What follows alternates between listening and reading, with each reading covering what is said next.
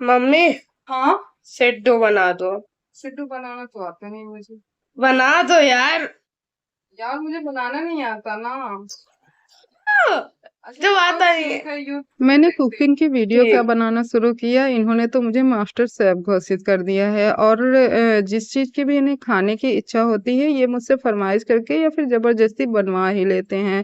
तो इन्हें हिमाचल के प्रसिद्ध खाने थे सिड्डू। सिड्डू की दुकान हमारे यहाँ लगती है, तो वहां से मैंने भी पहली बार खाया था। मुझे तो ठीक ठाक ही लगा था, लेकिन इन्हें बहुत ज्यादा पसंद आया था और इन लोगों ने मुझसे इसे बनाने की फरमाइश की। वैसे भी ये गेहूं से बनते हैं तो बहुत हेल्दी होते हैं। मैंने 3 कप गेहूं का आटा लिया है, थोड़ा सा चीनी डाला और साथ में ही थोड़ा सा नमक डाला। अब यहाँ पर मैंने इंस्टेंट ईस्ट का प्रयोग किया है। और ये वीडियो मैंने यूट्यूब पर देख कर बनाई है और सच में एक बार में इतना ज्यादा परफेक्ट बन जाएगा मुझे ये पता नहीं था। 2 चम्मच इसमें इंस्टेंट ईस्ट डाला और हल्का सा गुनगुना पानी लिया। वैसे तो गर्मी है लेकिन फिर भी मैंने यूट्यूब में बताया था तो इसलिए हल्का गुनगुने पानी का यूज किया। और बहुत अच्छे से सारी चीजें नमक चीनी वगैरह भी इसमें मिक्स कर दिया। और फिर उसके बाद थोड़ा थोड़ा पानी डालते हुए इसका बिल्कुल सॉफ्ट सा डो लगाना है। तो मैंने ये नॉर्मल, वहाँ तो शायद बहुत ही चिकने आटे से सिड्डू बनाए जाते हैं, पर मैंने नॉर्मल जो कि हम रोटी जिससे बनाते हैं उसी गेहूं के आटे का मैंने यूज करके ये सिड्डू बनाया था। तो बस इस तरीके से मैंने बिल्कुल सॉफ्ट सा डो लगा लिया है। और यहाँ पास देखिए अभी ये बहुत चिपचिपा सा लग रहा है। थोड़ा सा ऑयल लगा के जैसे ही इसे 4-5 बार मैंने अच्छे से पटकनी दी तो पूरी परात भी मेरी साफ हो गई और मेरे हाथ में जो ये चिपचिपा सा लग रहा था वो भी बहुत अच्छे से छूट गया। अच्छे से आटा बिल्कुल चिकना हो गया। तो 4 से 5 मिनट इस तरीके से आटे को अच्छे से गूंथ लिया था मैंने। और आटे को अच्छे से गूंथने के बाद अब इसे किसी गर्म जगह पे रख देंगे। वैसे भी गर्मी बहुत हो रही है तो 1-2 घंटे में आपका काम आराम से हो जाएगा। मुझे जल्दी बनाना था क्योंकि इन लोगों को जल्दी से कोई चीज जब फरमाइश होती है तो इन्हें जल्दी खाने का मन होता है। तो मैंने उसके ऊपर टॉवल भी लपेट दिया था और फटाफट से मैं अपने काम में लग गई थी। जो भी मेरे पास सब्जियां थी मैंने अपने फ्रिज का पिटारा खोला तो यहाँ पास पत्ता गोभी थे। तो पत्ता गोभी थोड़ा सा अभी सीजन नहीं है तो इसलिए मैं उसे इस तरीके से हल्का सा नमक वाले पानी में थोड़ा सा बिल्कुल इसे डालकर निकाल लेती हूँ। इससे क्या होता है कि इसमें कीड़े वगैरह इसमें भी होता है, तो वो सारी चीज़ों से मैं बिल्कुल निश्चिंत हो जाती हूँ। तो बस उसे गुनगुने पानी से निकालने के बाद थोड़ा-सा ठंडा कर लिया और फिर इस तरीके से चॉपर ले लिया। चॉपर में सारी ही सब्जियाँ मैंने डाल दी। इसी के साथ 2 हरी मिर्च डाल दिया, शिमला मिर्च डाल दिया और प्याज को अभी मैंने नहीं डाला है। पहले इतनी सब्जियों को मैं चॉप कर लूँगी, फिर बारी-बारी से सारी सब्जियों को डालते हुए चॉप कर लूँगी। तो दोस्तों वीडियो में आगे बढ़ने से पहले आपसे एक प्यारी सी रिक्वेस्ट है, अगर वीडियो अच्छी लगे तो नीचे एक लाइक का बटन दिया है इसे प्रेस कर दीजिए जो कि बिल्कुल फ्री है। तो बहुत ही महँगा ये सिड्डू हमारे यहाँ मिलता है, ₹100 का 1 प्लेट मिलता है जो कि बहुत ही सस्ते में घर पे मेरे समझ से बन के तैयार हो गया था। तो मैंने तो कहा अब कभी भी मैं तुम लोगों को बाहर नहीं खाने दूँगी, हमेशा ही घर में बना लूँगी। तो प्याज को भी डालकर मैंने इस तरीके से चॉप कर लिया और अब इसे एक मिक्सिंग बाउल में निकाल लेंगे सारी सब्जियों को। और इसमें डालेंगे नमक, क्योंकि सब्जियां बहुत सारा पानी छोड़ेंगी तो इसे नमक डाल के थोड़ी देर के लिए बस 5 से 10 मिनट के लिए साइड में रख देंगे ताकि इससे सारा पानी इसका निकल जाए। नहीं तो सब्जियां जो है वो बहुत गीली गीली सी रहेंगी। आप चाहो तो पहले ही ये प्रोसेस कर सकते हो और इससे जो पानी निकलेगा उससे आप आटा गूंथ सकते हो। ये देखो ये जो कि हमारे यूपी बिहार में बड़ियां बनाई जाती हैं वही बड़ी ली है। इसमें उड़द दाल का मैंने देखा स्टफिंग भरा गया था तो मेरे दिमाग में आया कि क्यों ना हम इस बड़ी से इसे बनाएं। और सच में ये इससे भी बहुत ज़्यादा टेस्टी लग रहा था। इसे उड़द दाल को भीगने में वैसे भी टाइम लगता है, मेरा दिमाग ऐसा ही खुराफाती है, कोई ना कोई जुगाड़ में सेट ही कर लेती हूँ। तो ये बिल्कुल परफेक्ट था क्योंकि इसमें मसाले वगैरह भी सारे कुछ, मुझे कुछ भी मेहनत करने की ज़रूरत नहीं थी। बस भिगाकर मैंने इस तरीके से दरदरा सा पीस कर इसे तैयार कर लिया। और अब इसमें थोड़ा सा नमक नहीं डाला जाता तो मैंने नमक डाला और साथ में ही हरी धनिया डाल दिया। और हमारी ये चटपटी सी स्टफिंग बन के तैयार हो गई है। तो अब इसे मैंने साइड में रख दिया और फटाफट से गैस पे चढ़ा दिया मैंने एक तवा और उसमें 2 से 3 चम्मच मूंगफली डाला और मूंगफली को डालकर लो फ्लेम पर इस तरीके से लगातार चलाते हुए हल्का सा रोस्ट कर लिया। अब एक प्लेट में रखकर जब थोड़ी सी मूंगफली ठंडी हो गई तो इसका सारा छिलका निकाल लिया, फिर वापस से ग्राइंडर जार में डाला। साथ में ही 2 हरी मिर्च डालेंगे और इसी के साथ हरा धनिया डालेंगे खूब सारा। आप चाहो तो इसमें पुदीना भी ऐड कर सकते हो, गर्मी है। नमक डालेंगे, नींबू डालेंगे, टेस्ट के अकॉर्डिंग नमक डाल देंगे और फिर इसे ग्राइंड कर लेंगे और बहुत ही चटपटी सी ये हमारी चटनी भी बनके तैयार हो गई। सच में ये चटनी इतनी ज़्यादा टेस्टी लग रही थी, बिल्कुल सिंपल सी थी पर खाने में बहुत ज़्यादा टेस्टी थी। तो आप इसे इडली वगैरह के साथ भी बनाकर खा सकते हो या उत्पम वगैरह। बिना छौंक के ही मैंने बनाया था, बहुत ही ज़्यादा टेस्टी। वैसे तो इसके साथ अखरोट की चटनी बनाई जाती है, पर मेरे पास नहीं था तो मैंने पीनट की ही बना डाली। और ये देखिए सब्जियों ने भी बहुत सारा पानी छोड़ दिया था, तो बस इस तरीके से दबाते हुए इसका सारा पानी निकाल लेंगे।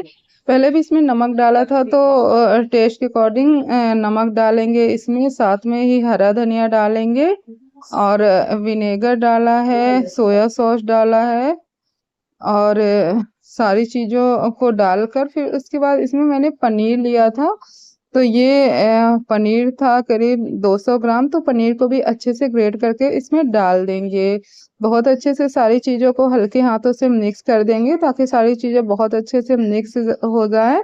तो हमारी स्टफिंग बनके तैयार हो गई है और पहली वाली स्टफिंग तो मैंने पहले ही बना ली थी। 1 से 2 घंटे बाद हम अपने आटे को देखेंगे। ये देखिए बिल्कुल परफेक्ट ऐसा ही आटा हमें चाहिए इसके लिए। बहुत अच्छी सी जाली आई है, देखिए बहुत अच्छा सा हमारा खमीर बना है। थोड़ी सी गर्मियां हैं तो देखिए ऊपर से आटा सूख गया है, पर कोई बात नहीं, उसे हम निकाल देंगे जो कि ज्यादा सूखा हुआ आटा था। तो इसे मैंने निकाल दिया और वापस से आटे को फिर से स्मूथ कर लेंगे। तो देखिए पूरा बाउल भर गया था और अभी देखिए इस तरीके से जब इसे अच्छे से गूथेंगे तो ये वापस से कम हो जाएगा। बहुत अच्छी सी जाली आई थी, इससे बहुत ही अच्छे से डो बने थे मेरे। पहली बार में इतना ज्यादा परफेक्ट बना था, मुझे तो यकीन ही नहीं हुआ। गैस पे एक कढ़ाई चढ़ाई और इसमें 2 टमाटर को इस तरीके से हल्का सा कट करके डाल दिया, लहसुन और कश्मीरी मिर्च डाल दिया और ये देखिए जाली वाला एक बर्तन उसके ऊपर रख दिया, हल्का सा ऑयल लगा देंगे इस पे। और अब यहाँ पास आटा उठाएंगे तो ये क्या आगे मैं बताऊंगी। तो ये पहला बैच मैंने बनाकर बच्चों को दे दिया कि तब तक तुम लोग खाते रहो, फिर मैं दूसरा बैच आपको बनाकर दिखा रही हूँ। तो देखिए पहला बैच बन गया था और जो टमाटर हमने मिर्ची डाला था तो इसके साथ मैं एक और चटनी बना रही हूँ, क्योंकि जो दुकान वाली दीदी है वो ये वाली चटनी भी साथ में देती है, बहुत ज़्यादा टेस्टी लगता है। तो बस टमाटर वगैरह को ठंडा होने के लिए रख दिया, तब तक हम अपना सिड्डू बना लेते हैं। तो देखिए इस तरीके से एक बड़ी सी लोई ली और इस तरीके से हाथों से, आप चाहो तो बेलन से भी बेल सकते हैं, पर आटा काफ़ी सॉफ्ट था तो मैंने हाथों से इस तरीके से थोड़ा मोटा मोटा ही इसे बनाकर तैयार कर लेना है बेल कर। फिर स्टफिंग डालेंगे, 2 से 3 चम्मच भरकर इसमें स्टफिंग डाली है और इस तरीके से जैसे गुजिया फोल्ड करते हैं उसी तरीके से इसे फोल्ड कर लेंगे।